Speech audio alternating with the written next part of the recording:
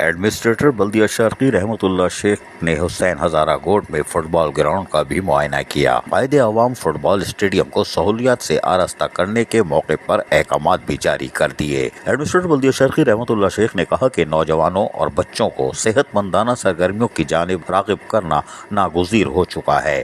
پارکوں، میدانوں کو آباد کر کے بچوں اور نوجوانوں کو مثبت سرگرمیوں کی جانب راغب کر رہے ہیں اور اس کے لیے ہر ممکن کوشش کی جائے گی اور تدریسی سرگرمیوں کے لیے فٹنس سینٹر قائم کرنا بھی ضروری ہے، اس پر بھی بلدیہ شرقی کام کر رہی ہے تاکہ نوجوان صحت مند، تندرست و توانا رہیں۔ کوئی بات نہیں۔ ایڈمنسٹریٹر بلدیہ شرقی رحمت اللہ شیخ نے ان خیالات کا اظہار سینئر ایگزیکٹو انجینئر امتیاز بھٹو، ڈائریکٹر توقیر عباس آغا سمیر کے ہمراہ قائد عوام فٹ بال گراؤنڈ حسین ہزارہ گوٹ میں جاری ترقیاتی کاموں کے معائنے کے دوران کیا۔ انہوں نے افسران کو ہدایت کی کہ گراؤنڈ کو بہتر بنانے کے لیے ہر ممکن اقدامات کر کے رپورٹ پیش کی جائے۔ ضلع شرقی میں موجود میدانوں کو آباد دیکھنا چاہتا ہوں، لہٰذا اس سلسلے میں بہتری لانے کے لیے مزید کام سر انجام دیے جائیں۔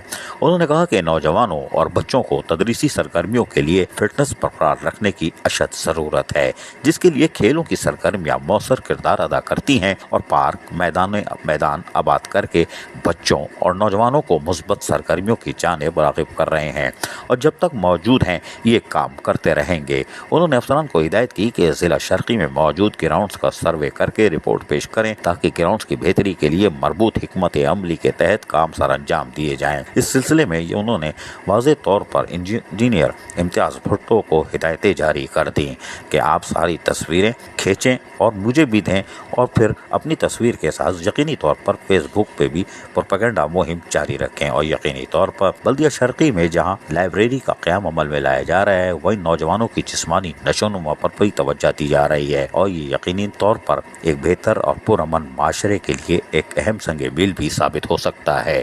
عزیز عارف، KBS بلدیاتی نیوز کراچی۔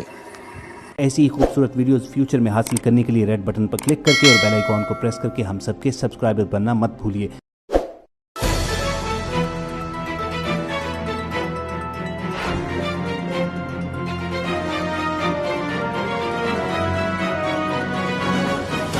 KBS بلدیاتی نیوز۔